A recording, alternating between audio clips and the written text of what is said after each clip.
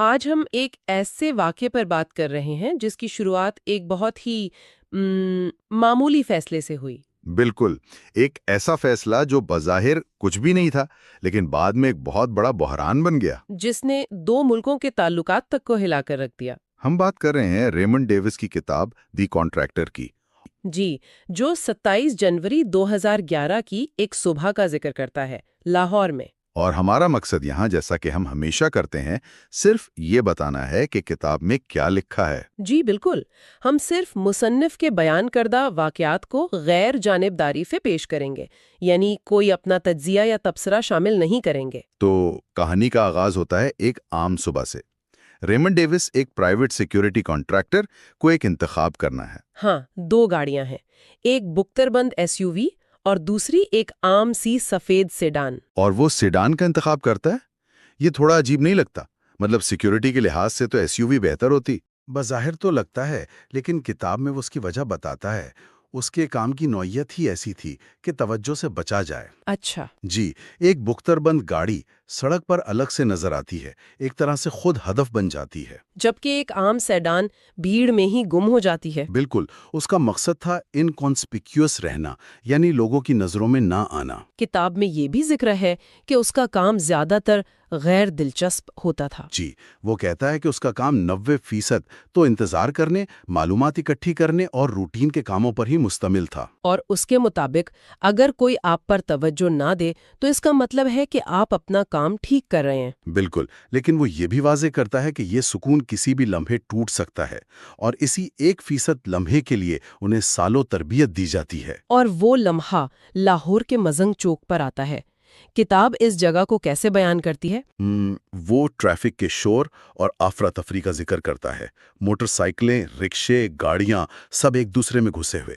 اور اس سے ٹریفک کی وجہ سے ایک چوراہے پر مکمل طور پر رکنا پڑتا ہے۔ جی، اور ایک ٹریفک وارڈن بھی ہے جو ہاتھ ہلا کر ٹریفک کنٹرول کرنے کی کوشش کر رہا ہے۔ اسی لمحے ایک موٹر سائیکل اس کی گاڑی کے بالکل قریب آ کر رکتی ہے۔ اور یہیں سے سب کچھ بدل جاتا ہے۔ ہاں، کتاب کے مطابق اس کا دھیان موٹر سائیکل پر پیچھے بیٹھے شخص پر جاتا ہے، جو اپنی کمر سے ایک پستول نکال رہا ہوتا ہے۔ جی، اور وہ کہتا ہے کہ ایک بھیڑ بھرے چوراہے پر دن دہاڑے ہتھیار نکالنا یہ ایک فوری اور واضح خطرہ تھا۔ وہ اس لمحے کے بارے میں کیا کہتا ہے؟ مطلب ذہن میں کیا چل رہا تھا؟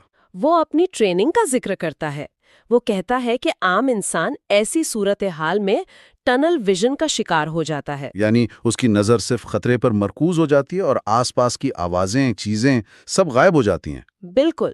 لیکن وہ کہتا ہے کہ اس کی تربیت نے اس کے ذہن کو ایک طرح سے آٹو پائلٹ پر ڈال دیا تھا۔ آٹو پائلٹ مطلب؟ بچنے کا راستہ کیا ہے؟ جی، جبکہ اس کا جسم خودکار طریقے سے حرکت کر رہا تھا۔ اس نے اپنی گلاک 17 پسٹول نکالی اور گاڑی کی ونڈ شیلڈ سے ہی فائر کر دیا۔ کتاب میں لکھا ہے کہ امریکی گاڑیوں کی ونڈ شیلڈ جب ٹوٹتی ہے تو پوری بکھر جاتی ہے، شیشے کے ٹکڑے ہو جاتے ہیں، جس سے دیکھنا ناممکن ہو جاتا ہے۔ صحیح۔ لیکن پاکستانی گاڑی کی ونڈ شیلڈ میں جب گولی لگی تو اس میں صرف ایک صاف سوراخ ہوا، باقی شیشہ اپنی جگہ پر رہا۔ اچھا، تو اس وجہ سے وہ حملہ آور ان کو صاف دیکھ سکتا تھا۔ بالکل۔ فائرنگ کے نتیجے میں موٹر سائیکل پر سوار دونوں افراد ہلاک ہو جاتے ہیں۔ یہ سب کچھ ایک بھیڑ والے چوک کے بیچوں بیچ ہو رہا ہے۔ کتاب کے مطابق وہ فوراً اپنی گاڑی میں واپس آ کر دروازے لاک کرتا ہے اور مدد کے لیے کال کرتا ہوگا۔ جی، وہ ریڈیو پر اپنی ٹیم کو اطلاع دیتا ہے، صرف اتنا کہتا ہے کہ میں ایک شوٹنگ میں ملوث ہو گیا ہوں، مجھے فوری مدد چاہیے۔ اس کا دماغ اب بھی مشن موڈ میں تھا۔ تو ایک معمولی فیصلہ، ایک سیڈان کا انتخاب ایک بھیانک تصادم پر ختم ہوتا ہے جو آگے چل کر ایک بہت بڑا بین الاقوامی بحران بن گیا۔ بالکل۔ سوال یہ ہے کہ ورجینیا کے اپلیشن پہاڑوں کا ایک لڑکا لاہور کی ایک سڑک پر اس کار میں بیٹھا وہ شخص کیسے بنا؟ Big Stone Gap, Virginia. جی، ریاست کا ایک الگ تھلگ پہاڑی علاقہ، کوئلے کی کان کنی کے لیے مشہور۔ اور مصنف اپنی ابتدائی زندگی کو شدید معاشی مشکلات سے بھرا ہوا بیان کرتا ہے۔ بالکل۔ جب وہ صرف 5 سال کا تھا تو اس کے والد کے ساتھ کان میں ایک بہت ہی خوفناک حادثہ پیش آیا۔ ایک 700 پاؤنڈ کی چٹان ان پر گر گئی جس سے ان کی کمر 3 جگہ سے ٹوٹ گئی۔ آپ سوچیں، اس ایک حادثے نے پورے خاندان کی زندگی کو، مکمل طور پر بدل کر رکھ دیا۔ والد کے زخمی ہونے کے بعد ساری ذمہ داری والدہ پر آ گئی۔ انہیں 3 نوکریاں کرنی پڑیں۔ جی، اور مصنف لکھتا ہے کہ وہ کبھی بھوکے نہیں سوئے، لیکن فاقوں کی نوبت اکثر آتی تھی۔ کئی بار پورا ہفتہ صرف مکئی کی روٹی اور آلو کے بھرتے پر گزارنا پڑتا تھا۔ لیکن ایک بہت دلچسپ بات وہ کہتا ہے کہ اسے اپنی غربت کا احساس تک نہیں تھا، کیونکہ اس کے ارد گرد تقریباً ہر کوئی اسی طرح کی زندگی گزار رہا تھا۔ یہ غربت نہیں تھی، یہ معمول تھا۔ بالکل، اور یہ ایک بہت اہم نفسیاتی نقطہ ہے۔ جب آپ کا نارمل ہی بقا کی جنگ ہو تو آپ غیر معمولی حالات کے لیے ذہنی طور پر زیادہ تیار ہو جاتے ہیں۔ اچھا، اس کی غربت نے نادانستہ طور پر اس کی فوجی تربیت کے لیے ایک بنیاد فراہم کر دی۔ کھیل اور کام نے بھی اس کی زندگی میں اہم کردار ادا کیا۔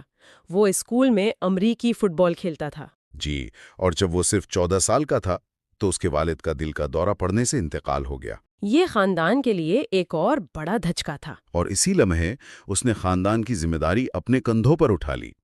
لکڑیاں کاٹنا، برف ہٹانا۔ 15 سال کی عمر میں وہ $10 فی گھنٹہ پر اینٹیں لگانے کا کام کر رہا تھا۔ اور اپنی کمائی کا بڑا حصہ اپنی ماں کو دے دیتا تھا۔ یہ صرف پیسہ نہیں تھا، یہ ذمہ داری کا احساس تھا جو اس کے اندر بہت گہرائی تک چلا گیا تھا۔ تو اسکول کے بعد وہ اس محدود دنیا سے نکلنا چاہتا تھا۔ وہ فوج کے بھرتی دفتر پہنچ گیا اور بطور 11 مائک یعنی ایک پیادہ سپاہی فوج میں شامل ہو گیا۔ تو بگ سٹون گیپ سے نکل کر وہ فورٹ برگ، شمالی کیرولائنا پہنچا۔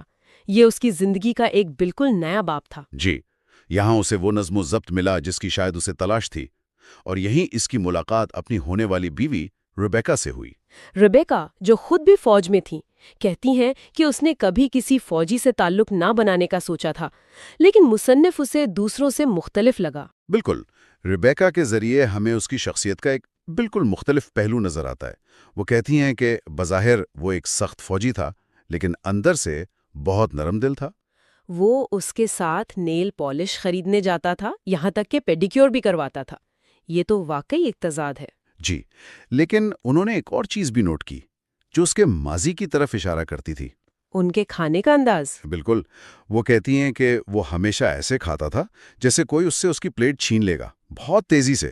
یہ بگ سٹون گیپ کے دنوں کی یاد تھی۔ جی، آپ انسان کو غربت سے نکال سکتے ہیں، لیکن اس کے اثرات اس کی ذات کا حصہ بن جاتے ہیں۔ تو ایک طرف یہ سخت فوجی تھا جو اسپیشل فورسز میں جانے کا جنون رکھتا تھا، اور اسی جنون نے اسے ایک ناقابل یقین حد تک سخت تربیتی معمول میں ڈال دیا۔ وہ روزانہ صبح 4:30 بجے اٹھتا، 100 پل اپس، 200 پش اپس، 6 میل دوڑ اور شام کو 10 میل پیدل مارچ۔ یہ تو صرف معمول تھا۔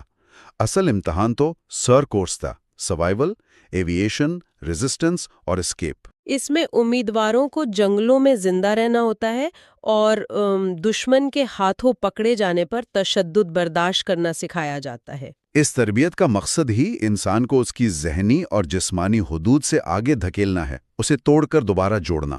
اور اسی سخت تربیت کے دوران 1998 میں اس کے دائیں پھیپھڑے میں چوٹ آئی، جو اس وقت تو معمولی لگی، لیکن 2001 میں 9/11 کے بعد اسی پھیپھڑے نے کام کرنا چھوڑ دیا۔ اسے عارضی طور پر ریٹائر کر دیا گیا، اور جب وہ واپس لڑائی میں جانا چاہتا تھا تو فوج نے اسے صرف دفتری کام کی پیشکش کی، جو اس کے لیے ناقابل قبول تھا۔ اس نے پیشکش ٹھکرائی اور فوج چھوڑ دی۔ اور پھر 2004 میں اس نے ایک پرائیویٹ ملٹری کانٹریکٹر کے طور پر کام شروع کیا۔ جی، اس کا پہلا بڑا مشن افغانستان میں تھا، جہاں وہ حامد کرزئی کی سیکیورٹی ٹیم کا حصہ تھا۔ یعنی جان ہر وقت ہتھیلی پر۔ وہ ایک واقعہ بیان کرتا ہے جب انہیں ہرات کے گورنر اسماعیل خان سے ملنے ان کے قلعے میں جانا پڑا۔ اور جیسے ہی وہ قلعے میں داخل ہوئے، چھتوں پر کھڑے AK-47 بردار محافظوں نے ان پر بندوقیں تان لیں۔ یہ تو بہت ہی کشیدہ صورتحال تھی۔ جی، اور ٹیم کا انچارج DSS ایجنٹ گھبرا گیا اور اس نے جارحانہ انداز میں اپنی رائفل اٹھا لی۔ اوہ، یہ تو حالات کو مزید بگاڑ دیتا۔ بالکل، وہ ایک خونی تصادم شروع کر سکتا تھا، لیکن وہیں پر تجربے کا فرق نظر آیا۔ مصنف کی ٹیم کے لیڈر نے فوراً مداخلت کی۔ جی، اس نے تیزی سے DSS ایجنٹ سے بندوق چھینی، اسے گاڑی میں بٹھایا اور صورتحال کو قابو میں کیا۔ اس نے سب کی جان بچا لی۔ اور یہیں پر وہ عشق جور اور لک جور کے استعارے کا ذکر کرتا ہے۔ جی، مہارت کا برتن اور قسمت کا برتن۔ نظریہ یہ ہے کہ جب آپ کسی خطرناک صورتحال سے اپنی مہارت کی وجہ سے بچتے ہیں تو قسمت کے برتن سے ایک کنچا مہارت کے برتن میں چلا جاتا ہے۔ لیکن قسمت کے برتن میں کنچے محدود ہیں، جب وہ ختم ہو جائیں تو دنیا کی کوئی مہارت آپ کو نہیں بچا سکتی۔ اچھا، تو یہ ساری تربیت، یہ سارے تجربات، اب ہم اس دن پر آتے ہیں جس نے سب کچھ بدل دیا، لاہور کا مورنگ چوک۔ جی، وہ اپنی گاڑی میں ہے، لاہور کے ٹریفک میں پھنسا ہوا، اور اچانک ایک موٹر سائیکل اس کی گاڑی کے سامنے آ کے رکتی ہے۔ اس پر 2 لوگ سوار ہیں۔ پیچھے بیٹھا شخص اترتا ہے، پسٹول نکالتا ہے اور سیدھا اس پر تان لیتا ہے۔ یہ وہ لمحہ ہے جس کے لیے اسے سالوں تربیت دی گئی تھی، فائٹ یا فلائٹ کا رد عمل۔ نظریں محدود ہو جاتی ہیں، ٹنل ویژن، ارد گرد کی آوازیں بند، آڈیٹری ایکسکلوژن۔ ایک عام انسان شاید مفلوج ہو جائے، لیکن وہ نہیں ہوا۔ اس نے وہی کیا جس کی اسے تربیت دی گئی تھی۔ اس نے فوری طور پر اپنی گلوک 17 پسٹول نکالی اور فائرنگ کر دی۔ دونوں حملاور موقع پر ہی ہلاک ہو گئے۔ اس کے بعد اس کی تربیت کا دوسرا حصہ شروع ہوا۔ وہ گاڑی سے نکلا اور جائے وقوع کی تصاویر لیں، ثبوت محفوظ کرنے کے لیے۔ یہ سب کچھ سیکنڈوں میں ہوا، لیکن اس کے بعد حالات نے غیر متوقع موڑ لیا۔ جب وہ واپس گاڑی میں بیٹھا تو گاڑی جو نیوٹرل میں تھی تھوڑا سا آگے بڑھ گئی، اور وہاں جمع ہونے والے ہجوم نے سمجھا کہ وہ فرار ہونے کی کوشش کر رہا ہے۔ اس غلط فہمی نے ہجوم کو مشتعل کر دیا اور یہیں سے اس کی بقا کی اصل جنگ شروع ہوئی۔ جی، اس نے اپنی گاڑی تنگ گلیوں میں ڈال دی۔ اس کا ہدف تھا مال روڈ پر امریکی قونصلیٹ۔ لیکن ہجوم اس کے پیچھے تھا۔ پرانی انارکلی بازار کے قریب ہجوم نے اسے گھیر لیا۔ لوگ اس کی گاڑی پر ٹوٹ پڑے، شیشے توڑ دیے، اسے باہر نکالنے کی کوشش کرنے لگے۔ اب یہاں ایک اہم سوال ہے، اس کے ہاتھ میں اب بھی ایک بھری ہوئی پستول تھی۔ وہ ہجوم پر فائرنگ کر سکتا تھا، لیکن اس نے ایسا نہیں کیا۔ کیوں؟ رولز آف انگیجمنٹ کی وجہ سے، لڑائی کے اصول۔ بالکل، چونکہ ہجوم غیر مسلح تھا، اس کے اصول اسے ان پر گولی چلانے کی اجازت نہیں دیتے تھے، چاہے اس کی اپنی جان خطرے میں ہی کیوں نہ ہو۔ یہ تو ناقابل یقینی ذہنی ڈسپلن ہے۔ اسی دوران وہ ریڈیو پر قونصلیٹ سے رابطہ کر رہا تھا۔ اس کا کال سائن تھا کراس بونز۔ وہ بار بار مدد کے لیے پکار رہا تھا۔ اور مدد روانہ بھی ہوئی۔ قونصلیٹ سے ایک ریسکیو ٹیم ایک SUV میں نکلی۔ لیکن جلدی اور افراتفری میں انہوں نے ایک مہلک غلطی کی۔ وہ GPS میں کوآرڈینیٹس ڈالنا بھول گئے۔ اور ٹریفک کی مخالف سمت میں تیزی سے گاڑی چلاتے ہوئے ان کی گاڑی ایک موٹر سائیکل سوار سے ٹکرا گئی، جس سے اس شخص کی موقع پر ہی موت واقع ہو گئی۔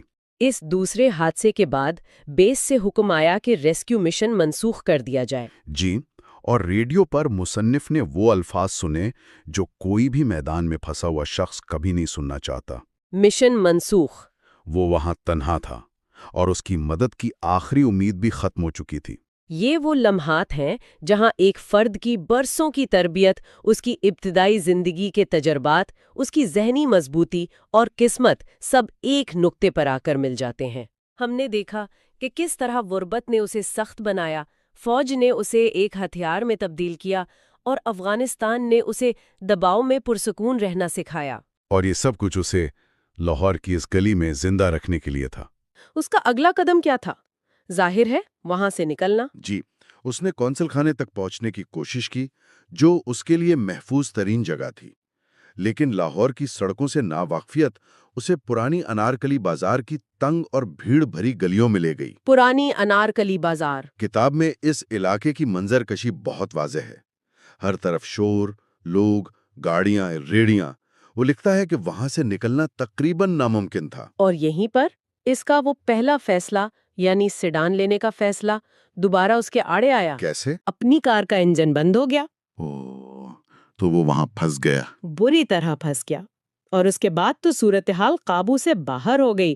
ہجوم نے اس کی گاڑی کو گھیر لیا، لوگ گاڑی پر چڑھ گئے، کھڑکیاں توڑنے لگے اور دروازے کھولنے کی کوشش کرنے لگے۔ وہ لکھتا ہے کہ وہ اندر پھنس گیا تھا اور اسے لگ رہا تھا کہ ہجوم اسے باہر نکال کر مار ڈالے گا۔ کتاب اس ابہام کو سامنے لاتی ہے کہ وہ اس وقت کس حیثیت میں کام کر رہا تھا۔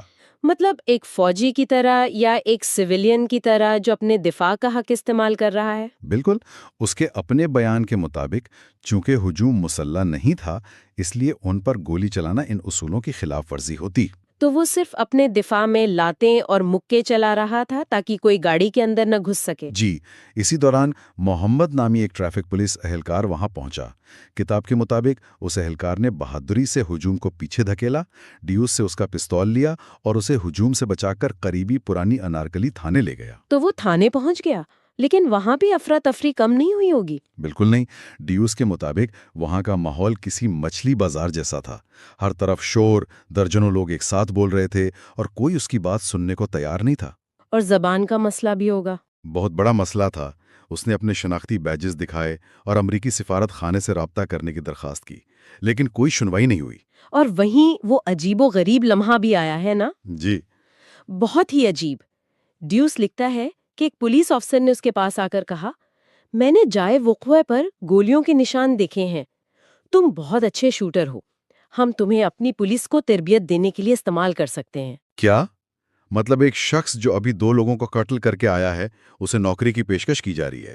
ذرا تصور کریں، یہ واقعی ناقابل یقین ہے۔ اسی دوران اسے اپنی ٹیم کی طرف سے فون پر ایک خفیہ ہدایت بھی ملی۔ اسے کہا گیا کہ وہ اپنے جی پی ایس سے تمام ڈیٹا مٹا دے، جسے ان کی زبان میں 08 آؤٹ کہا جاتا ہے۔ 08 آؤٹ؟ اس کا کیا مطلب تھا؟ اس کا مطلب تھا کہ وہ اپنے جی پی ایس ڈیوائس پر موجود تمام ٹریکنگ ہسٹری، تمام مقامات اور راستوں کو مکمل طور پر ڈیلیٹ کر دے۔ اچھا، یہ ایک احتیاطی تدبیر تھی تاکہ اگر یہ ڈیوائس کسی اور کے ہاتھ لگ جائے تو اس سے کوئی حساس معلومات حاصل نہ کی جا سکیں۔ بالکل، اور یہ اس بات کا اشارہ تھا کہ اب یہ معاملہ صرف ایک مقامی جرم کا نہیں رہا تھا، بلکہ انٹیلیجنس اور سیکیورٹی کے دائرے میں داخل ہو چکا تھا۔ اور پھر منظرنامے میں ایک نئی اور پراسرار شخصیت داخل ہوتی ہے، دی کرنل۔ جی، ایک سوٹ میں ملبوس شخص کمرے میں داخل ہوا جسے وہاں موجود لوگ دی کرنل کہہ رہے تھے۔ اس نے آتے ہی تفتیش کا کنٹرول سنبھال لیا۔ اس کا مطلب یہ تھا کہ مقامی پولیس کا کردار ختم ہو چکا تھا اور اب پاکستان کی انٹیلیجنس ایجنسیاں اس معاملے کو دیکھ رہی تھیں۔ بالکل، اب معاملہ صرف ایک شوٹنگ کا نہیں تھا، بلکہ ایک بڑے سفارتی بحران کی شکل اختیار کر رہا تھا۔ اور اس بحران کے مرکز میں ایک سوال تھا، ریمنڈ ڈیوس کون تھا؟ ہاں، اس کی شناخت۔ کتاب میں اس کی سفارتی حیثیت پر پیدا ہونے والی الجھن کا تفصیل سے ذکر ہے۔ واقعے کے بعد امریکی سفارت خانے نے جو پریس ریلیز جاری کی ان میں تضاد تھا۔ ہاں، یہ بہت دلچسپ ہے۔ کبھی اسے کونسلر خانے کا عملہ کہا گیا، کبھی سفارتکار اور کبھی تکنیکی اور انتظامی عملے کا رکن۔ اور یہ الفاظ شاید عام آدمی کے لیے ایک جیسے لگیں، لیکن سفارتی دنیا میں ان کے معنی بہت مختلف ہیں، ہے نا؟ بہت زیادہ مختلف۔ اور یہیں پر وینا کنونشنز کا کردار سامنے آتا ہے۔ یہ وہ بین الاقوامی معاہدے ہیں جو سفارتکاروں کے حقوق اور استثناء کا تعین کرتے ہیں۔ کیا آپ اسے آسان لفظوں میں سمجھا سکتی ہیں؟ مطلب سفارت خانے اور قونصل خانے کے عملے کے استثناء میں کیا فرق ہے؟ اسے آسان لفظوں میں ایسے سمجھیں کہ سفارت خانے کا ایک مکمل سفارتکار جیسے سفیر، اسے مکمل جرمانہ استثناء حاصل ہوتا ہے۔ مکمل استثناء؟ جی، اگر وہ چھٹی والے دن بھی کوئی جرم کرے تو میزبان ملک اس پر مقدمہ نہیں چلا سکتا، لیکن قونصل خانے کا اہلکار، جسے تکنیکی یا انتظامی اہلکار کہا جاتا ہے، اچھا، اسے صرف اپنی ڈیوٹی کے دوران کیے گئے اقدام پر استثناء حاصل ہے۔ ڈیوٹی کے بعد وہ ایک عام شخص کی طرح قانون کے دائرے میں آتا ہے۔ تو سارا جھگڑا اس پر تھا کہ کیا ریمنڈ ڈیوس اس وقت ڈیوٹی پر تھا یا نہیں، اور اس کی اصل حیثیت کیا تھی؟ بالکل، اور یہی وہ قانونی جنگ تھی جو شروع ہونے والی تھی۔ کتاب میں امریکی سفیر کیمرون منٹر کا ایک حوالہ بھی ہے جس میں انہوں نے بعد میں تسلیم کیا کہ پاکستان کے ساتھ تعلقات میں تیزی سے توسیع کے دوران سفارت خانے سے ریکارڈ رکھنے میں کچھ غلطیاں ہوئیں۔ انہوں نے غلطیاں تسلیم کی؟ جی، انہوں نے کہا، ہم نے اپنے ریکارڈز کو درست نہیں رکھا، ہم اپنے ریکارڈ رکھنے میں لاپرواہ تھے۔ تو سفیر کا یہ کہنا کہ ہم لاپرواہ تھے صرف ایک چھوٹی سی غلطی کا اعتراف نہیں ہے، یہ اس بات کی طرف اشارہ ہے کہ سفارتی سطح پر کتنی افراتفری تھی جس نے ریمنڈ ڈیوس کی کیس کو مزید الجھا دیا۔ آپ نے بالکل صحیح سمجھا، یہ ایک بہت بڑا اعتراف تھا۔ اس بیان نے پاکستانی حکام کو یہ موقع اختیار کرنے کا موقع فراہم کیا کہ ڈیوس کی سفارتی حیثیت مشکوک ہے اور اس لیے اسے استثناء حاصل نہیں ہے۔ اور اسی وجہ سے وہ مہینوں تک قید میں رہا۔ اسی ایک غلطی نے ڈیوس کو مہینوں تک پاکستانی قید میں رکھنے کا قانونی جواز فراہم کر دیا۔ تھانے کے بعد ڈیوس کو لاہور کینٹونمنٹ منتقل کر دیا گیا۔ کتاب کے مطابق یہ ایک بالکل مختلف دنیا تھی۔ اب وہ دی کرنل کی تحویل میں تھا اور تفتیش کا انداز بھی بدل گیا تھا۔ جی، ڈیوس لکھتا ہے کہ کرنل کا رویہ بہت پر اسرار تھا۔ اس نے شوٹنگ کے بارے میں زیادہ سوالات نہیں کیے۔ تو پھر اس کا بنیادی سوال کیا تھا؟ اس کا بنیادی سوال یہ تھا کہ وہ کون لوگ تھے جو تمہارے پیچھے آئے تھے۔ وہ بار بار پوچھتا رہا کہ ڈیوس کن لوگوں سے ملنے جا رہا تھا اور کون اس کا پیچھا کر رہا تھا۔ اور ڈیوس کا جواب کیا تھا؟ اس کے بیان کے مطابق اس نے مکمل لا علمی کا اظہار کیا۔ وہ کہتا ہے کہ اسے نہیں معلوم تھا کہ کوئی اس کا پیچھا کر رہا تھا یا نہیں۔ اور کرنل کو اس کی بات پر یقین نہیں آیا؟ بالکل نہیں۔ اس تفتیش سے یہ ظاہر ہوتا ہے کہ پاکستانی ایجنسیاں اسے ایک عام شوٹنگ کا واقعہ نہیں بلکہ جاسوسی کا ایک معاملہ سمجھ رہی تھیں۔ کتاب میں قید کے حالات کا بھی ذکر ہے۔ جی، وہ لکھتا ہے کہ اسے جس کمرے میں رکھا گیا تھا وہاں ہر وقت 4 مسلح محافظ موجود رہتے تھے۔ 4 محافظ ہر وقت؟ جی، 2 دروازے پر اور 2 اس کے بستر کے پاس، 24 گھنٹے۔ اور اس ماحول نے اس پر گہرا نفسیاتی اثر ڈالا ہوگا۔ بہت گہرا۔ اس نے لکھا ہے کہ اس کے اندر شدید عدم اعتماد کا احساس پیدا ہو گیا تھا۔ وہ نہیں جانتا تھا کہ یہ محافظ اس کی حفاظت کے لیے ہیں یا اسے قید میں رکھنے کے لیے۔ اسے ہر وقت یہ خوف رہتا تھا کہ شاید ان میں سے کوئی اسے نقصان پہنچا سکتا ہے۔ جی، یہ مسلسل نگرانی اور بے یقینی اس کی قید کا سب سے مشکل پہلو تھی۔ کتاب میں وہ لکھتے ہیں کہ یہ احساس بہت شدید تھا کہ آپ تعداد میں بھی کم ہیں اور مکمل طور پر غیر محفوظ بھی۔ یہ تو بہت خوفناک بات ہے۔ یعنی خطرہ صرف باہر سے نہیں بلکہ اسی کمرے کے اندر بھی ہر لمحہ موجود تھا۔ بالکل، اور انہیں ہر وقت یہ ڈر تھا کہ اگر کسی گارڈ نے جذبات میں آ کر انہیں گولی مار دی تو اسے شاید ملک میں ہیرو سمجھا جائے گا اور وہ کچھ نہیں کر سکتے تھے۔ اور کتاب میں ایک نوجوان گارڈ کے ساتھ ہوئے ایک واقعے کا بھی ذکر ہے جو اس ماحول کی سنگینی کو اور واضح کرتا ہے۔ جی ہاں، وہ ایک انتہائی اہم لمحہ تھا۔ ایک رات جب دوسرے گارڈز کچھ دیر کے لیے کمرے سے باہر گئے تو ایک نوجوان گارڈ ان کے ساتھ اکیلا رہ گیا۔ اچھا۔ وہ بہت گھبرایا ہوا لگ رہا تھا اور اس نے اپنی رائفل اٹھا کر ڈیوس کی طرف کر لی۔ ڈیوس لکھتے ہیں کہ وہ سمجھ نہیں پا رہے تھے کہ وہ لڑکا خوفزدہ ہے یا حملہ کرنے کا ارادہ رکھتا ہے۔ اور پھر کیا ہوا؟ جیسے ہی دوسرے گارڈز کمرے میں واپس آئے اس نے جلدی سے اپنی بندوق چھپا لی۔ اس ایک واقعے نے ڈیوس کے ذہن میں یہ بات پکی کر دی کہ وہ یہاں کسی پر ایک لمحے کے لیے بھی بھروسہ نہیں کر سکتے۔ کرنل، اسے تفتیش کا انداز بھی کوئی روایتی نہیں تھا، ہے نا؟ بالکل نہیں۔ اسے ایک نفسیاتی کھیل، یوں سمجھیں ایک پاور پلے کے طور پر بیان کیا گیا ہے۔ کرنل کمرے میں داخل ہوتا ہے لیکن ڈیوس سے بات کرنے کے بجائے انہیں مکمل طور پر نظر انداز کر دیتا ہے۔ نظر انداز کر دیتا ہے؟ جی، وہ فون پر بات کرتا ہے، سگریٹ پیتا ہے اور ایسا ظاہر کرتا ہے جیسے ڈیوس وہاں موجود ہی نہیں۔ اچھا، یہ تو اختیار جمانے کا ایک طریقہ ہوا۔ بالکل۔ پھر کئی منٹوں بعد وہ اچانک سخت سوالات شروع کر دیتا ہے اور اس ٹیم کے بارے میں معلومات حاصل کرنے کی کوشش کرتا ہے جو ممکنہ طور پر ڈیوس کو بچانے آ رہی تھی۔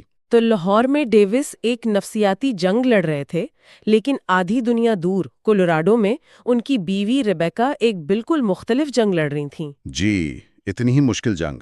ان کے لیے پہلا جھٹکا ایک فون کال کی صورت میں آیا۔ ان کے سپروائزر رون کی کال۔ جی، رون کی۔ وہ انہیں صورتحال بتاتا ہے۔ ریبیکا کتاب میں بتاتی ہیں کہ مشکل حالات سے نمٹنے کا ان کا اپنا ایک طریقہ ہے۔ وہ کہتی ہیں، میں ایک بٹن دبا کر اپنے جذبات کو بند کر لیتی ہوں۔ یہ ایک زبردست دفاعی حکمت عملی ہے۔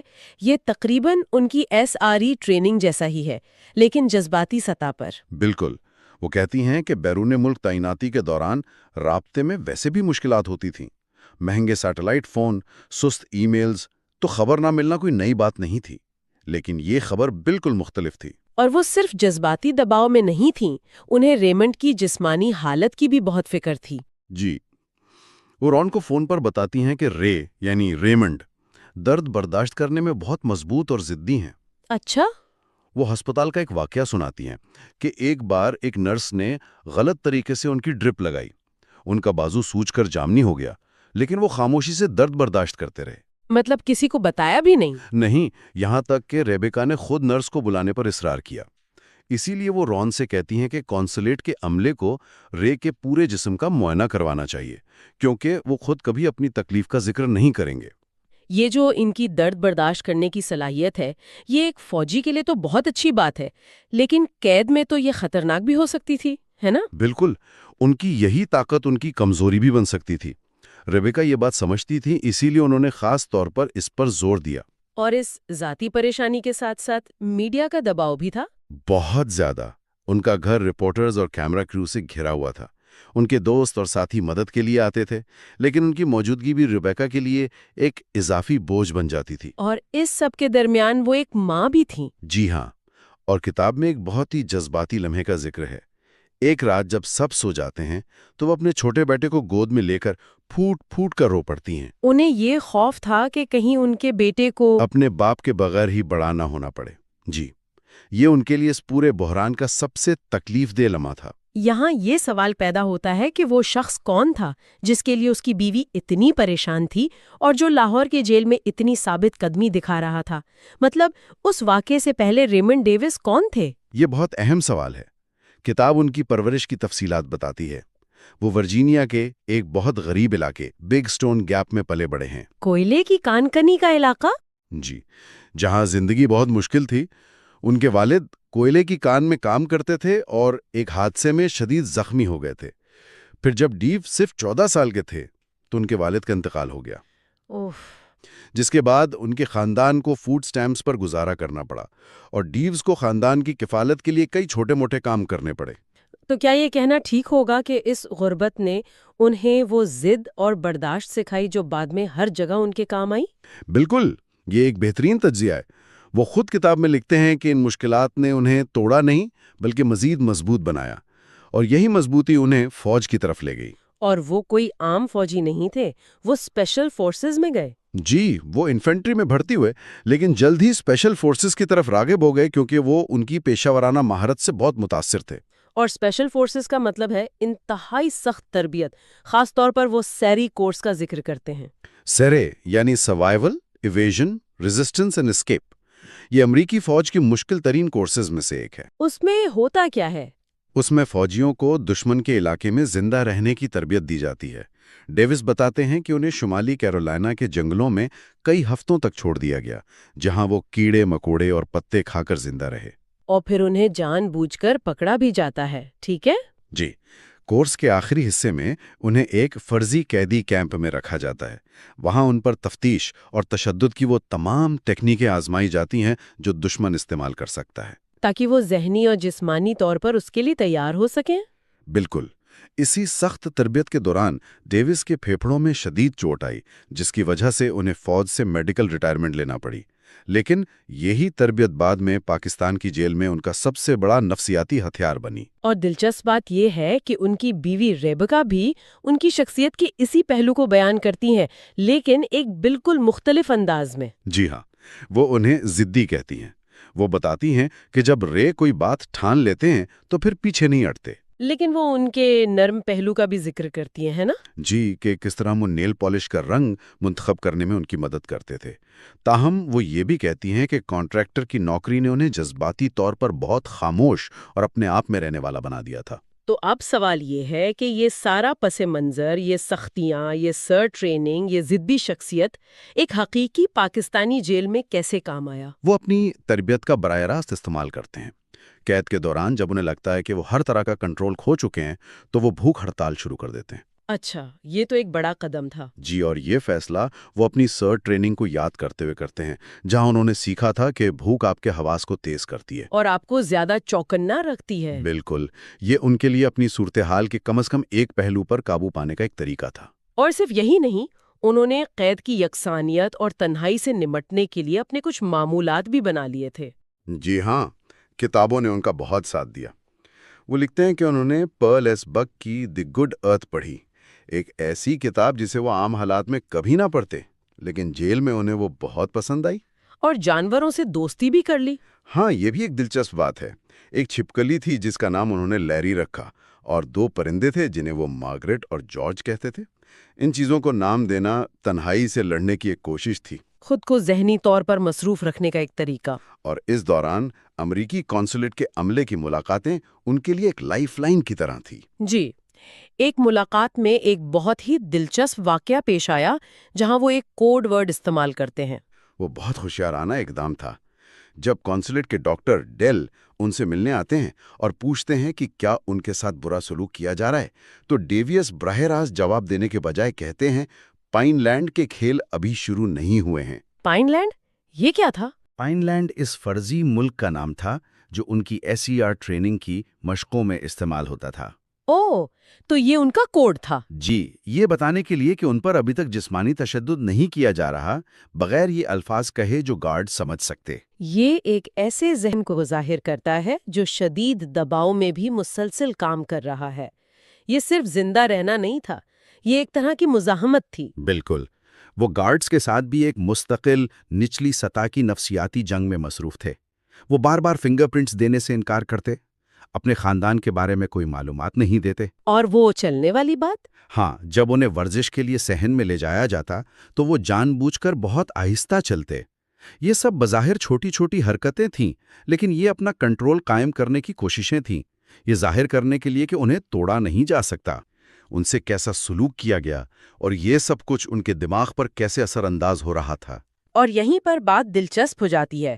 یہ صرف ایک قیدی کی کہانی نہیں ہے، یہ اس بات کا امتحان ہے کہ جب ایک انتہائی تربیت یافتہ شخص جسے بدترین حالات کا سامنا کرنے کے لیے تیار کیا گیا ہو، ایک ایسے نظام میں پھنس جائے جہاں اصول ہر روز بدلتے ہیں۔ یہ انسانی ہمت، نفسیات اور تربیت کی ایک ایسی جنگ ہے جو ایک چھوٹے سے کمرے میں لڑی گئی۔ آئیے وہیں سے شروع کرتے ہیں جہاں سے یہ قید شروع ہوئی، عدالت سے لاہور پولیس ٹریننگ کالج کا سفر۔ اور یہاں ایک چھوٹی سی تفصیل ہے جس نے مجھے واقعی چونکا دیا۔ قیدی نے، جسے ایک نامعلوم جگہ پر لے جایا جا رہا تھا، گاڑی کے آڈومیٹر پر فاصلہ نوٹ کیا، 23.1 کلومیٹر۔ مطلب اس کی دنیا الٹ چکی ہے، لیکن اس کا دماغ اب بھی ایک مشین کی طرح کام کر رہا ہے۔ یہ کیا ظاہر کرتا ہے؟ یہ اس کی تربیت کا پہلا ثبوت ہے۔ ایک عام انسان ایسی صورتحال میں خوف، غصے یا بے یقینی میں گم ہو جائے گا، لیکن اس کا دماغ اپنی تربیت کے مطابق کام کر رہا ہے۔ معلومات اکٹھی کرو، اپنے ارد گرد کا نقشہ بناؤ، ہر تفصیل کو نوٹ کرو۔ یہ ایک بقا کی جبلت ہے جسے سالوں کی ٹریننگ سے مزید تیز کیا گیا ہے۔ اسے نہیں معلوم کہ یہ معلومات کب کام آئے گی، لیکن اس کا دماغ اسے محفوظ کر رہا ہے۔ اچھا، وہاں پہنچتے ہی اس کی پہلی ملاقات امریکی قونصل خانے کے عملے سے ہوتی ہے، جس میں قونصل جنرل کارمیلا کانڈروے اور ڈیل نامی ایک میڈک شامل ہے۔ اور یہ کوئی عام سی سب ٹھیک ہے والی ملاقات نہیں تھی، یہ بہت سنجیدہ تھی۔ ہاں، کیونکہ پہلے ہی دن سے امریکی حکام کو ایک ہی خدشہ تھا، تشدد۔ ڈیل نے اس کا جو جسمانی معائنہ کیا وہ بہت تفصیلی تھا، یہاں تک کہ اس کی پتلون اتارنے کو کہا گیا تاکہ جسم کے ہر حصے پر تشدد کے نشانات کو ریکارڈ کیا جا سکے۔ یہ صرف طبی معائنہ نہیں تھا، یہ ایک قانونی اقدام تھا۔ وہ ایک سرکاری ریکارڈ بنا رہے تھے کہ اس تاریخ کو اس وقت اس کے جسم پر کوئی نشان نہیں تھا، تاکہ اگر بعد میں کوئی نشان ملے تو وہ ثابت کر سکے کہ یہ حراست کے دوران ہوا ہے۔ اور اسی معائنے کے دوران ایک ایسا لمحہ آیا جو سیدھا کسی جاسوسی فلم سے اٹھایا گیا لگتا ہے۔ ڈیل نے اس سے پوچھا، کیا تمہیں تشدد کا نشانہ بنایا جا رہا ہے؟ اور اس کے جواب نے مجھے حیران کر دیا۔ اس نے کہا، پائن لینڈ کے کھیل ابھی شروع نہیں ہوئے ہیں۔ محافظ وہیں کھڑے تھے لیکن انہیں کچھ سمجھ نہیں آیا یہ کیا تھا۔ یہ ایک شاندار مثال ہے کہ تربیت یافتہ لوگ دباؤ میں کیسے بات کرتے ہیں۔ پائن لینڈ کوئی حقیقی جگہ نہیں ہے، یہ امریکی اسپیشل فورسز کی سیر ٹریننگ کے لیے استعمال ہونے والی فرضی جگہ کا نام ہے۔ سیر کا مطلب ہے بقا، فرار، مزاحمت اور گریز۔ یہ کوڈ استعمال کر کے اس نے ڈیل کو 2 باتیں بتائیں۔ پہلی کہ وہ اسی ٹریننگ سے گزرا ہے، اور دوسری کہ ابھی تک اس پر جسمانی تشدد شروع نہیں ہوا۔ یہ ایک ہی جملے میں اپنی شناخت اور اپنی حالت بتانے کا ایک محفوظ طریقہ تھا۔ واہ، یعنی وہ اپنے محافظوں کے سامنے ان کی ناک کے نیچے خفیہ پیغام دے رہا تھا۔ اس کے کچھ عرصے بعد اسے کوٹ لکھپت جیل منتقل کر دیا گیا، اور یہاں سے اس کی زندگی ایک ایسے معمول میں ڈھل گئی جس کا تصور کرنا بھی مشکل ہے۔ اس کی کوٹری کیسی تھی؟ کنکریٹ کی دیواریں، ایک سادہ بستر، لیکن اصل چیز روزمرہ کی روٹین تھی، اور یہ روٹین جان بوجھ کر بنائی گئی تھی۔ اسے دن میں 2 بار کھانا ملتا تھا، اور ہمیشہ ایک ہی چیز، چکن کری اور چاول۔ 49 دن۔ یہ صرف کھانے کی یکسانیت نہیں ہے، نفسیات میں اسے سینسری ڈپرائیویشن یا حسی محرومی کی ایک ہلکی شکل کہا جا سکتا ہے۔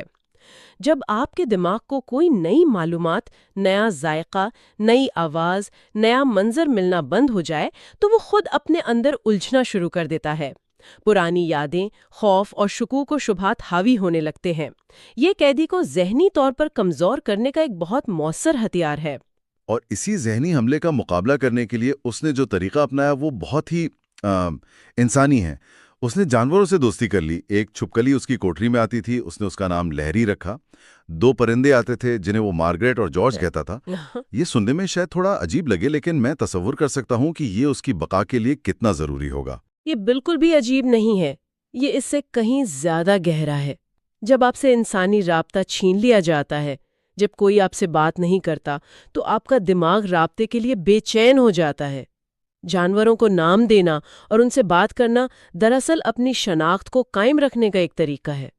یہ خود کو یاد دلانے کا عمل ہے کہ آپ اب بھی ایک سوچنے اور محسوس کرنے والا انسان ہیں، کہ آپ کی آواز کا ابھی بھی کوئی مطلب ہے، چاہے اسے سننے والا کوئی انسان نہ ہو۔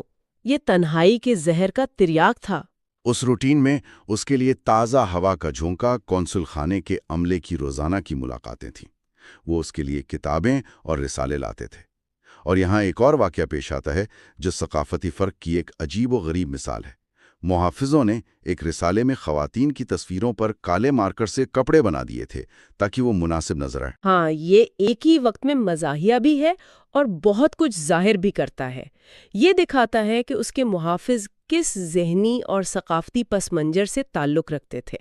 لیکن قیدی کے لیے ان کتابوں اور رسالوں کی کیا اہمیت تھی، اس کا اندازہ اس بات سے لگائیں کہ وہ صرف مضامین نہیں پڑھتا تھا، وہ تصویروں کے نیچے لکھی کیمرے کی تکنیکی تفصیلات جیسے شٹر سپیڈ اور ایپرچر بھی پڑھتا تھا۔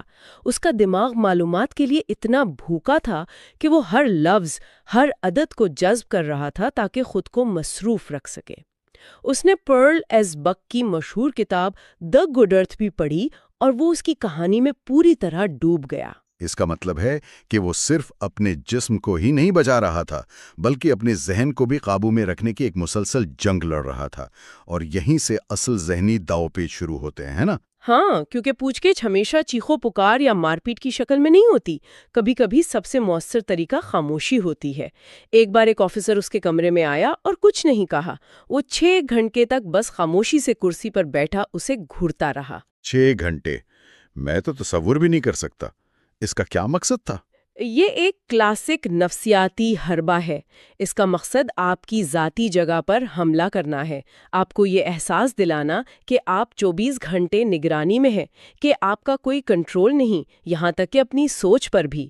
یہ مسلسل ذہنی دباؤ آپ کو تھکا دیتا ہے اور آخر کار آپ کوئی ایسی غلطی کر بیٹھتے ہیں یا کچھ ایسا کہہ دیتے ہیں جس سے انہیں کوئی سراغ مل جائے۔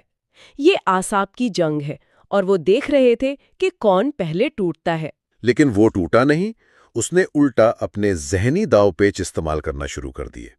اپنی SER ٹریننگ کو یاد کرتے ہوئے اس نے بھوک ہڑتال کی ایک قسم شروع کی۔ وہ دیے گئے کھانے کا صرف ایک چھوٹا سا حصہ کھاتا۔ بظاہر یہ خود کو کمزور کرنے والی بات تھی، لیکن اس کے پیچھے ایک گہری سوچ تھی۔ یہ مزاحمت کا ایک بہت طاقتور عمل تھا۔ وہ یہ پیغام دے رہا تھا کہ تم میرے جسم کو قید کر سکتے ہو، لیکن میری مرضی پر تمہارا کوئی اختیار نہیں۔ یہ فیصلہ کہ وہ کتنا کھائے گا اس کا اپنا تھا۔ اس چھوٹی سی چیز پر کنٹرول حاصل کر کے وہ اپنی نفسیاتی خود مختاری کو برقرار رکھ رہا تھا۔ وہ اپنے اغوا کاروں کو بتا رہا تھا کہ وہ ان کے اصولوں پر نہیں چلے گا۔ اور پھر جیل سپرنٹینڈنٹ نے ایک اور چال چلی۔ اس نے کہا، تم بہت اکیلے لگتے ہو، ہم تمہاری کوٹری میں کچھ اور قیدیوں کو رکھ دیتے ہیں تاکہ تمہارا دل لگا رہے۔ سطح پر تو یہ ایک مہربانی لگ رہی تھی، لیکن یہ ایک بہت پرانی اور خطرناک چال تھی۔ اس نے فوراً بھانپ لیا کہ یہ کمپنی دراصل مخبر یا حملاور ہو سکتے ہیں جنہیں اس سے معلومات نکلوانے یا اسے نقصان پہنچانے کے لیے بھیجا جائے گا۔ اس کا انکار کرنا ظاہر کرتا ہے کہ وہ صرف مزاحمت نہیں کر رہا تھا، بلکہ وہ ان کے اگلے قدم کا اندازہ بھی لگا رہا تھا۔ وہ اس کھیل کو ان سے بہتر سمجھ رہا تھا۔ اور پھر ایک ایسا موڑ آیا جس نے اس پورے معاملے کو ایک مقامی کرائم سے اٹھا کر عالمی سطح پر پہنچا دیا۔ اسے عافیہ صدیقی کے بدلے رہا کرنے کی پیشکش کی گئی۔ یہ وہ لمحہ ہے جب کھیل کے تمام اصول بدل گئے۔ ایک لمحے آپ ایک قتل کے ملزم ہیں، اگلے ہی لمحے آپ دو ممالک کے درمیان ایک سیاسی سودے بازی کا مہرہ بن جاتے ہیں۔ اس پیشکش نے یہ واضح کر دیا کہ اس کی حراست کے پیچھے اصل کھلاڑی کون ہے اور اصل مقاصد کیا ہیں۔ یہ اب صرف لاہور کی پولیس یا عدالتوں کا معاملہ نہیں رہا تھا۔ اس سے اس پر نفسیاتی دباؤ کئی گنا بڑھ گیا ہوگا، کیونکہ اب اس کی قسمت کا فیصلہ قانون کی کتابوں میں نہیں بلکہ خفیہ سفارتی مذاکرات میں ہونا تھا۔ اور قانونی عمل وہ تو خود ایک ڈرامے سے کم نہیں تھا۔ جب اسے عدالت میں پیش کیا جاتا تو اسے کٹہرے میں نہیں بلکہ ایک لوہے کے پنجرے میں رکھا جاتا تھا۔ پنجرے کا استعمال خالصتاً علامتی تھا۔ اس کا مقصد سیکیورٹی نہیں تھا، اس کا مقصد میڈیا، عوام اور ججوں کو ایک پیغام دینا تھا۔ یہ شخص اتنا خطرناک ہے کہ اسے پنجرے میں بند رکھنا پڑتا ہے۔ یہ قانونی جنگ سے زیادہ ایک عوامی تاثر کی جنگ تھی۔ اسے مجرم ثابت کرنے سے پہلے ہی ایک خطرناک جانور کے طور پر پیش کیا جا رہا تھا۔ اس کا وکیل اسد منظور بٹ عدالت میں مسلسل استغاثہ کے دعووں کا سامنا کرتا، جیسے یہ دعویٰ کہ مارے گئے افراد نہتے تھے۔ یہ ایک ایسی جنگ تھی جو ہر محاذ پر لڑی جا رہی تھی، لیکن جیل کے اندر ایک اور روزمرہ کی جنگ جاری تھی۔ ہر روز اس سے اس کے فنگر پرنٹس اور خاندان کی تفصیلات مانگی جاتی، اور وہ ہر روز انکار کرتا۔ یہ انکار اس کی مزاحمت کا مرکزی ستون تھا۔ یہ صرف ضد نہیں تھی، یہ سیئر ٹریننگ کے بنیادی اصول پر عمل کرنا تھا۔ صرف نام، رینک اور سیریل نمبر 2، اس سے زیادہ کچھ بھی دینا ایک چھوٹی سی شکست ہوتی، اور وہ جانتا تھا کہ چھوٹی شکستیں بڑی شکستوں کا باعث بنتی ہیں۔ اس کے علاوہ اس کی ایک عملی وجہ بھی تھی۔ اگر اس کے خاندان کی تفصیلات پاکستانی حکام کے ہاتھ لگ جاتی تو انہیں مستقبل میں اس پر دباؤ ڈالنے کے لیے استعمال کیا جا سکتا تھا۔ وہ اپنے ساتھ ساتھ اپنے خاندان کی بھی حفاظت کر رہا تھا۔ لیکن اس مزاحمت کی بھی ایک قیمت تھی، اور آخر میں کارمیلا نے اسے ایک بہت عملی مشورہ دیا جو اصولوں اور حقیقت کے درمیان توازن کو ظاہر کرتا ہے۔ اس نے کہا، اگر وہ اس پر تمہیں تشدد کا نشانہ بنائے تو دے دینا، یہ اس قابل نہیں ہے۔ یہ ایک بہت اہم لمحہ ہے۔ یہ اس بات کا اعتراف ہے کہ ایک وقت ایسا بھی آ سکتا ہے جب اصولوں پر قائم رہنا جان لیوا ثابت ہو سکتا ہے۔ کارمیلا کی ذمہ داری اسے زندہ رکھنا تھا، چاہے اس کے لیے مزاحمت کے اصول پر سمجھوتا ہی کیوں نہ کرنا پڑے۔ ہے لاہور کے ماڈل ٹاؤن کورٹس میں، جی وہ پہلی پیشی والا منظر۔ ہاں، پہلی پیشی کا منظر کچھ یوں ہے کہ ہر طرف افراتفری ہے، بے تحاشا شور، اور کوئی قانونی نمائندگی موجود نہیں۔ کچھ بھی نہیں۔ اسے ایسا محسوس ہو رہا ہے جیسے وہ کسی ایسے کھیل کا حصہ ہے جس کے اصول اسے معلوم نہیں، اور شاید فیصلہ تو پہلے ہی ہو چکا ہے۔ بالکل۔ اور یہی افراتفری یہ اس کہانی کا پہلا اہم نقطہ ہے۔ کوئی بھی سوچے گا کہ یہ شاید ایک غیر معمولی دن تھا، لیکن ایسا نہیں ہے۔ اچھا؟ اس تجربے کو سمجھنے کے لیے ہمیں تھوڑا سا پیچھے جانا پڑے گا۔ 2008 میں USAID کی ایک رپورٹ آئی تھی جس میں پاکستانی قانونی نظام کے مسائل پر بات کی گئی تھی۔ اچھا، اس رپورٹ میں ایسا کیا تھا جو اس منظر سے جڑتا ہے؟ دیکھیں، اس رپورٹ میں بتایا گیا تھا کہ نظام پر کیسز کا بہت زیادہ بوجھ ہے، بیک لاگ بہت زیادہ ہے۔ صحیح۔ مقدمات کو جان بوجھ کر طول دینے کے حربے استعمال ہوتے ہیں، اور بدعنوانی بھی ایک مسئلہ ہے۔ تو جب ہم ان حقائق کو اس شخص کے تجربے کے ساتھ ملا کر دیکھتے ہیں تو اس کی مایوسی سمجھ آتی ہے۔ جی بالکل، وہ ایک ایسے نظام میں پھنس گیا تھا جو پہلے سے ہی اپنی مشکلات میں گھرا ہوا تھا۔ اس کے لیے یہ سب نیا اور خوفناک تھا، لیکن نظام کے لیے یہ شاید ایک معمول کا دن تھا۔ یہ تو واقعی ایک پریشان کن تصویر ہے۔ اچھا، کہانی آگے بڑھتی ہے اور ہمیں اس کی آخری پیشی تک لے جاتی ہے، جو جیل کے اندر ہی ہوئی تھی۔ ہاں، جیل کے اندر ہی ایک خصوصی سیشن عدالت میں، اور یہ منظر تو اور بھی زیادہ ڈرامائی ہے۔ بہت زیادہ۔ بتایا گیا ہے کہ جج کے بینچ کے ساتھ ایک سٹیل کا پنجرا رکھا ہوا تھا، اور سماعت کے دوران ملزم کو اسی پنجرے میں بند کر دیا گیا۔ ایک پنجرا عدالت کے اندر، ذرا اس کے نفسیاتی اثر کا تصور کریں۔ جی، یہ صرف کوئی حفاظتی اقدام نہیں ہے، یہ طاقت کا ایک کھلا مظاہرہ ہے۔ یہ ملزم کو یہ احساس دلانے کے لیے ہے کہ وہ اب نظام کی مکمل گرفت میں ہے، اس کا کوئی کنٹرول باقی نہیں رہا۔ اور پھر اسی ڈرامائی ماحول میں ایک ایسا موڑ آتا ہے جس کی کوئی توقع نہیں کر رہا تھا۔ عدالت اچانک اپنا کردار بدل لیتی ہے۔ جی ہاں، اور یہی وہ لمحہ ہے جہاں دو دنیائیں، دو قانونی نظام اور دو ثقافتیں آپس میں ٹکراتی ہیں۔ کیسے؟ اسی پیشی کے دوران عدالت اچانک خود کو شریعہ کورٹ میں تبدیل کرنے کا اعلان کرتی ہے۔ یہ ایک انتہائی غیر معمولی قدم تھا، اور اس کے ذریعے اسلامی قانون میں دیت یعنی خون بہا کا تصور متعارف کرایا گیا۔ اچھا، خون بہا؟ جی، یہ ایک ایسا قانونی راستہ ہے جو مغربی نظاموں میں موجود ہی نہیں ہے، اور ستم ظریفی دیکھیں، یہی قدیم روایت اس جدید بین الاقوامی بحران کے حل کی بنیاد بنتی ہے۔ واہ، یہ تو میں نے سوچا ہی نہیں تھا۔ یعنی ایک طرف مغربی قانون کی پیچیدگیاں اور دوسری طرف اسلامی قانون کا ایک ایسا پہلو جو بالکل مختلف منطق پر کام کرتا ہے۔ بالکل، یہ ظاہر کرتا ہے کہ بعض اوقات انصاف کا حصول سیدھے راستے سے ممکن نہیں ہوتا۔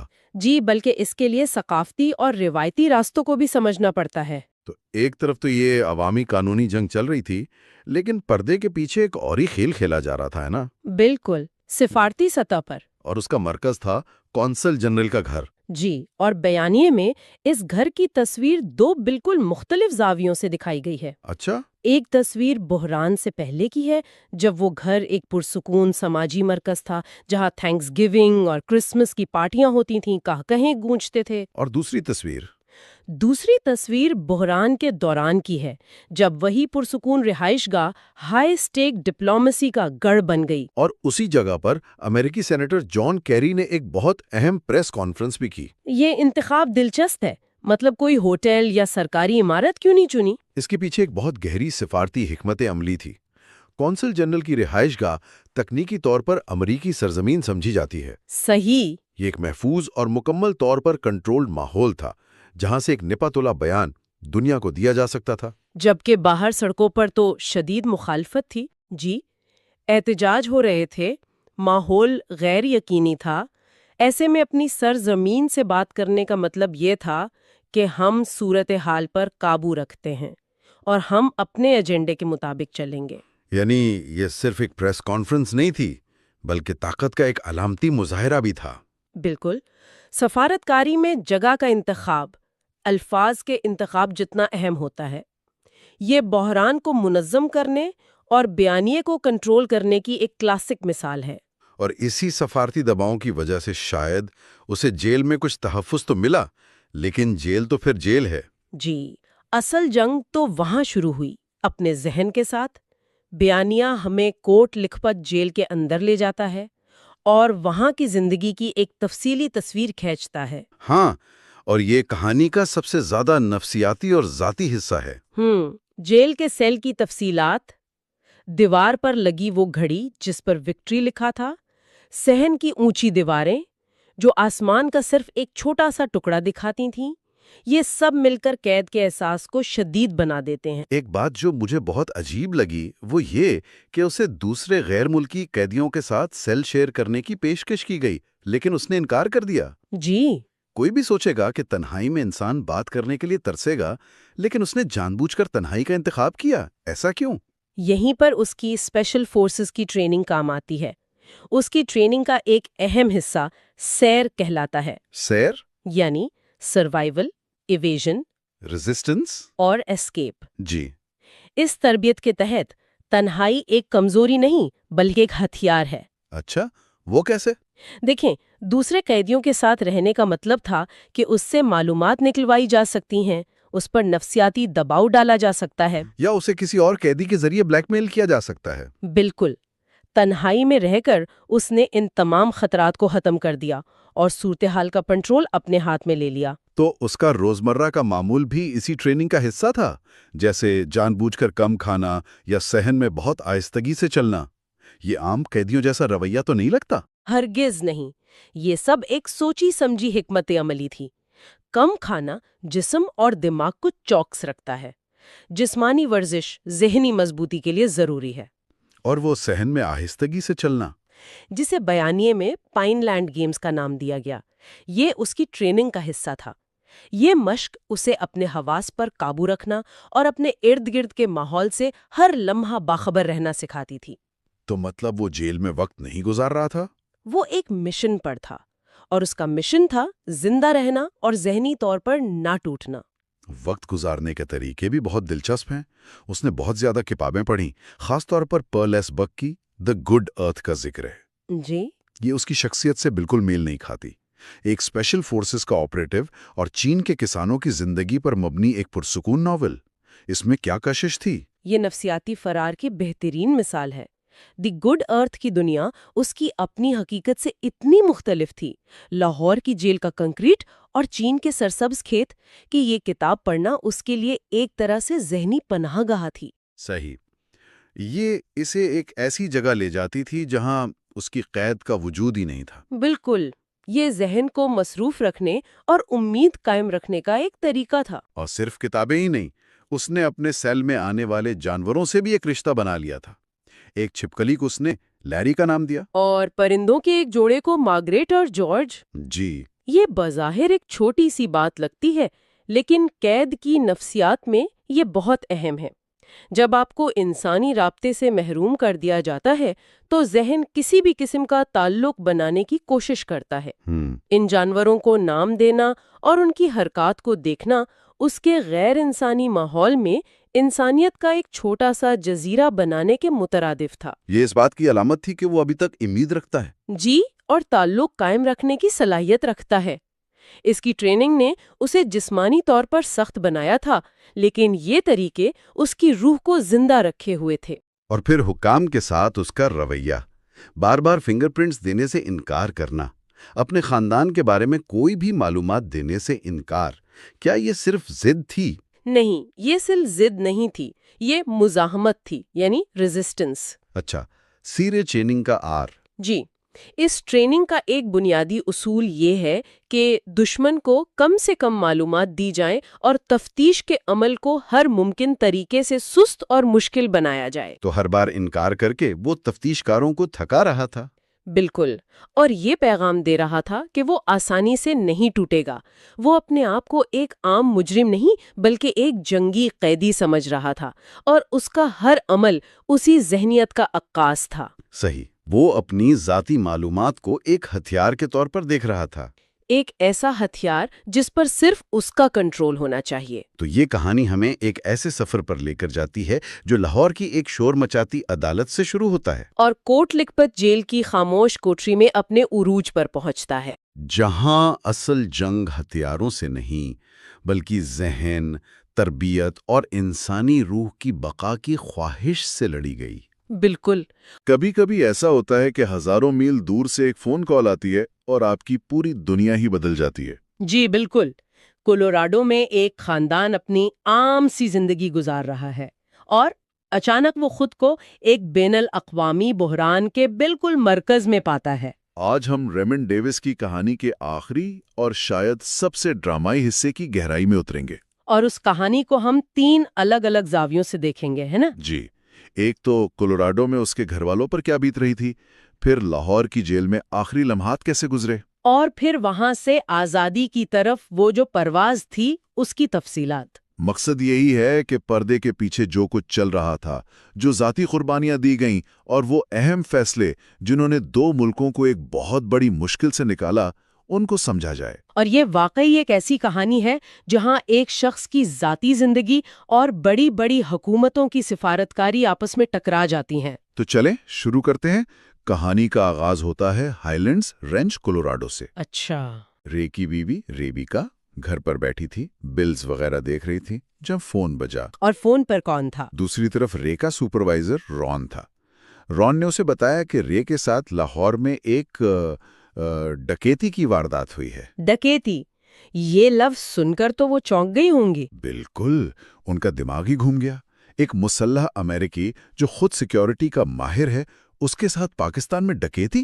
مطلب یہ بات تو سمجھ سے ہی باہر تھی۔ یہ بحران کے ابتدائی لمحات کی ایک کلاسک مثال ہے، جسے کہتے ہیں فوگ آف وار۔ مطلب پہلی خبر ہمیشہ ادھوری ہوتی ہے، اکثر غلط، اور جان بوجھ کر شاید تھوڑی ہلکی رکھی جاتی ہے۔ جی، تاکہ خاندان گھبرائے نہیں، لیکن اصل میں اس سے غیر یقینی صورتحال اور بڑھ جاتی ہے۔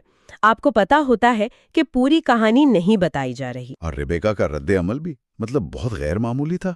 اس نے اپنی جذبات کو فوراً قابو میں کیا اور عملی طور پر سوچنا شروع کر دیا۔ بالکل، اس نے رون سے کہا، دیکھو رے کبھی اپنی تکلیف کا ذکر نہیں کرے گا۔ اچھا، اس نے ایک پرانا واقعہ یاد دلایا کہ ایک بار رے ہسپتال میں تھا اور نرس نے غلطی سے اس کی ڈرپ ٹھیک نہیں لگائی تھی۔ تو کیا ہوا تھا؟ اس کا پورا بازو سوج کر جامنی ہو گیا، لیکن رے نے اف تک نہیں کی۔ ریبیکا نے سختی سے کہا کہ کونسلیٹ کے لوگ خود جا کر رے کا مکمل طبی معائنہ کریں۔ کیونکہ وہ خود کبھی شکایت نہیں کرے گا۔ کبھی نہیں۔ یہاں ایک بہت ہی دلچسپ بات سامنے آتی ہے۔ دیکھیں، ریبیکا صرف ایک پریشان بیوی نہیں ہے، وہ ہزاروں میل دور سے ایک کرائسس مینیجر کا کردار ادا کر رہی ہے۔ وہ اپنے شوہر کو سب سے بہتر جانتی ہے، شاید اس کی اپنی ایجنسی سے بھی بہتر۔ وہ مداخلت کر رہی ہے تاکہ وہ خود کو اپنی ہی اس تکلیف چھپانے کی عادت سے کوئی نقصان نہ پہنچا لے۔ صحیح۔ اور جیسے جیسے دن گزرتے گئے، کولوراڈو میں اس کے گھر کے باہر میڈیا کا گھیرا تنگ ہوتا گیا۔ وہ تو ایک ڈراونا خواب ہوگا۔ ٹی وی چینلز کی گاڑیاں، رپورٹرز، کیمرے، ایک مکمل محاصرہ تھا۔ اسی دوران رے کے دوست اور ساتھی مدد کے لیے پہنچنا شروع ہوئے۔ یہ ایک اچھی بات تھی۔ جی، کوئی اس کے گھر کے باہر جمی برف صاف کر رہا ہے، کوئی اس کے کتے کو گھمانے لے جا رہا ہے۔ ایک ساتھی اور ٹیکے نے اسے ایک بزنس کارڈ دیا اور کہا کہ اگر میڈیا بہت زیادہ تنگ کرے تو اس نمبر پر فون کر لینا۔ دیکھیں، یہ بھی ایک عجیب نفسیاتی کیفیت ہوتی ہے۔ ایک طرف تو یہ سپورٹ سسٹم آپ کو ہمت دیتا ہے، لیکن دوسری طرف ایک اور ذمہ داری بھی بن جاتی ہے۔ بالکل۔ اب ریبیکا کو ان آنے جانے والوں کی مہمان نوازی بھی کرنی ہے۔ آپ لوگوں سے گھرے ہوئے ہیں، لیکن آپ کا تنہائی کا احساس شاید اور بھی گہرا ہو جاتا ہے۔ تو جب کولوراڈو میں یہ سب ہو رہا تھا، این اسی وقت دنیا کے دوسرے کونے پر لاہور کی کوٹ لکھپت جیل میں اس کہانی کا آخری باب لکھا جا رہا تھا۔ اور یہ دونوں محاذ ایک دوسرے سے بالکل کٹے ہوئے تھے۔ خاندان کو آدھی ادھوری معلومات مل رہی تھیں، جبکہ ان کے پیارے کی قسمت کا فیصلہ ایسی طاقتیں کر رہی تھیں جن کا وہ تصور بھی نہیں کر سکتے تھے۔ جیل کے اندر ایک خاص عدالت لگائی گئی۔ آخری پیشی کا منظر کسی فلم سے کم نہیں تھا، ہے نا؟ بالکل۔ رے کو ایک سٹیل کے پنجرے میں کھڑا کیا گیا، سرکاری وکیل بدل چکا تھا، اور پھر اچانک سماعت کے بیچ میں جج نے ایک ایسا اعلان کیا جس نے سب کو حیران کر دیا۔ کیا اعلان تھا وہ؟ اس نے کہا کہ یہ عدالت اب ایک شریعہ کورٹ میں تبدیل کی جاتی ہے۔ اوہ! یہ سن کر تو وہاں موجود امریکی سفارتکاروں کے ہوش اڑ گئے ہوں گے۔ ان کو سمجھ ہی نہیں آئی کہ اس کا مطلب کیا ہے۔ یہ صرف ایک قانونی کارروائی نہیں تھی، یہ تو پورے کھیل کو بدلنے والا ایک قدم تھا۔ اس ایک فیصلے نے اس معاملے کو مغربی قانون کے دائرے سے نکال کر اسلامی فقہ کے دائرے میں داخل کر دیا۔ اور اس سے دو نئے تصورات سامنے آئے۔ جی، قصاص یعنی جان کے بدلے جان، اور دیت یعنی خون بہا۔ یہ دراصل اس سفارتی گتھی کو سلجھانے کے لیے ایک ثقافتی اور قانونی چور دروازہ کھولا گیا تھا، جو شاید واحد راستہ بچا تھا۔ اسی لمحے کونسل جنرل کارمیلا رے کے پنجرے کے قریب آئیں اور سرگوشی میں کہا، یہی واحد راستہ ہے۔ لیکن یہ راستہ بنایا کس نے؟ یہاں ISI کا ایک بہت ہی خفیہ اور اہم کردار سامنے آتا ہے۔ جی، ذرائع کے مطابق ISI نے متاثرہ خاندانوں کے 18 افراد کو مقدمے کی سماعت سے 2 دن پہلے ہی اپنی تحویل میں لے لیا تھا۔ اور یہ کیوں کیا گیا؟ یہ اس کہانی کا سب سے نازک پہلو ہے۔ تاکہ ان پر کوئی دباؤ نہ ڈال سکیں۔ بالکل، انہیں اس لیے تحویل میں لیا گیا تاکہ انتہا پسند گروہ اور ان کے وکیل ان خاندانوں پر دباؤ ڈال کر انہیں دیت کی پیشکش ٹھکرانے پر مجبور نہ کر دیں۔ تو یہ ایک طرح سے ان خاندانوں کی حفاظت تھی۔ جی، ریاست کی طرف سے ان خاندانوں کو ان طاقتوں سے بچانا تھا جو اس مسئلے کا حل نہیں چاہتی تھیں۔ یہ ایک بہت ہی پیچیدہ اور عملی قدم تھا۔ تو پھر پیسوں کا معاملہ کیسے طے ہوا؟ امریکی حکومت کا عوامی موقف تو یہی تھا کہ ہم نے کوئی معاوضہ نہیں دیا۔ لیکن ہم جانتے ہیں کہ تقریباً $2.4 ملین ادا کیے گئے تھے۔ تو کیا امریکی حکومت جھوٹ بول رہی تھی؟ نہیں، یہ سفارتکاری کا کلاسک کھیل ہے۔ تکنیکی طور پر امریکی حکومت سچ کہہ رہی تھی، انہوں نے براہ راست خاندانوں کو کوئی ادائیگی نہیں کی۔ اچھا، تو ادائیگی کس نے کی؟ ISI نے ایک فائر وال یعنی ایک حفاظتی دیوار کا کام کیا۔ ادائیگی ان کی طرف سے کی گئی اور بعد میں امریکہ نے وہ رقم دوسرے چینلز کے ذریعے پاکستان کو واپس کر دی۔ یعنی کولیشن سپورٹ فنڈز وغیرہ کے ذریعے؟ جی، یہاں اصل کرنسی صرف پیسہ نہیں تھا بلکہ پلازیبل ڈینائبلٹی تھی، یعنی ایسی صورتحال پیدا کرنا کہ ہر فریق اپنے عوام کے سامنے سرخرو ہو سکے۔ اس سے دونوں حکومتوں کی عزت رہ گئی۔ بالکل۔ فیصلے کے بعد جیل میں ایک افراتفری کا عالم تھا۔ ہر کوئی بہت جلدی میں تھا۔ کونسولیٹ کا ڈاکٹر ڈیل بری طرح گھبرایا ہوا تھا۔ ظاہر ہے، اس نے رے کو حکم دیا کہ گاڑی میں فرش پر لیٹ جاؤ تاکہ باہر موجود میڈیا اسے دیکھ نہ سکے۔ جی، ایئرپورٹ پر انتہائی عجلت میں اس کا طبی معائنہ کیا گیا، جس کی ویڈیو بھی بنائی گئی تاکہ یہ ثبوت رہے کہ اسے صحیح سلامت رہا کیا گیا ہے۔ اور پھر اسے فوراً جہاز کی طرف لے جایا گیا۔ تقریباً بھاگتے ہوئے وہ اپنی شرٹ کے بٹن تک ٹھیک سے بند نہیں کر پایا تھا۔ یہ جلد بازی اس بات کا ثبوت تھی کہ یہ معاہدہ کتنا نازک تھا۔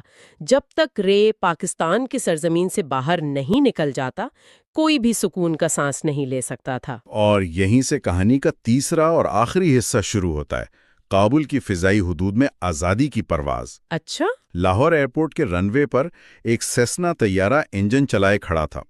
رے بھاگتا ہوا آ رہا ہے، اپنی شرٹ کے بٹن بند کرتے ہوئے، اور جہاز کے پاس امریکہ کے سفیر کیمرن منٹر خود اس کا استقبال کرنے کے لیے موجود تھے۔ یہ منظر ہی اپنے آپ میں بہت کچھ کہہ رہا تھا۔ سفیر کا وہاں موجود ہونا ایک بہت بڑا علامتی اشارہ تھا۔ اس کا مطلب تھا کہ امریکی حکومت نے سرکاری طور پر رے کو اپنی تحویل میں لے لیا ہے۔ اور یہ پاکستانی حکام کے لیے بھی ایک پیغام تھا کہ اب یہ معاملہ ہمارے ہاتھ میں ہے۔ بالکل۔ اور سفیر منٹر کا ایک اور کام بھی تھا، خبر کو کنٹرول کرنا۔ وہ چاہتے تھے کہ جب تک جہاز محفوظ فضائی حدود میں داخل نہ ہو جائے، اس کی رہائی کی خبر باہر نہ نکلے۔ جہاز کے اندر بھی ایک عجیب سی ٹینشن تھی۔ پرواز کے دوران تیز مخالف ہواؤں کی وجہ سے جہاز کی رفتار کم ہو رہی تھی۔ اوہ، یہ تو پریشان کن بات تھی۔ اس پر رے نے اپنے مخصوص انداز میں طنز کیا، لگتا ہے کوئی بھنور مجھے واپس پاکستان کھینچنے کی کوشش کر رہا ہے۔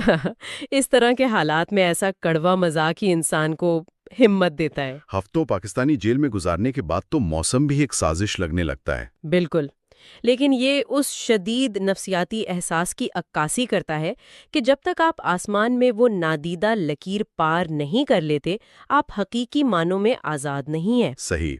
جب تک جہاز پاکستانی فضائی حدود میں تھا، تکنیکی طور پر معاہدہ اب بھی خطرے میں تھا۔ اور پھر وہ لمحہ آیا، جہاز نے کابل کی فضائی حدود میں داخلہ لیا۔ آخر کار فلائٹ کے عملے نے رے کو کچھ تحائف دیے، جن میں ایک یادگاری سکہ بھی تھا۔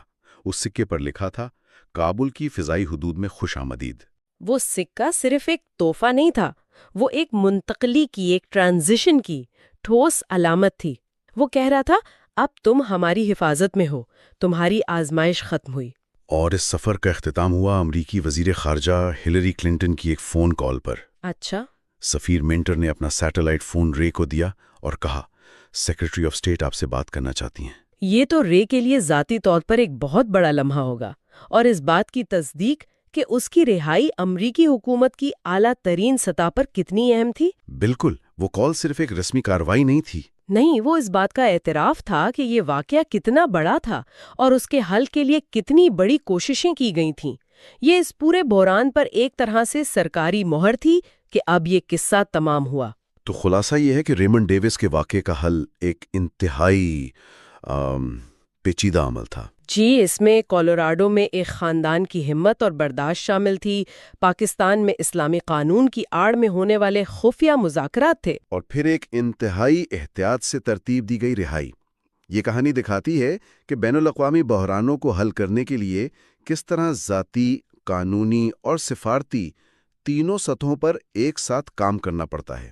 لیکن یہاں ایک آخری نقطہ ہے جو سوچنے پر مجبور کرتا ہے۔ وہ کیا ہے؟ ہمارے ذرائع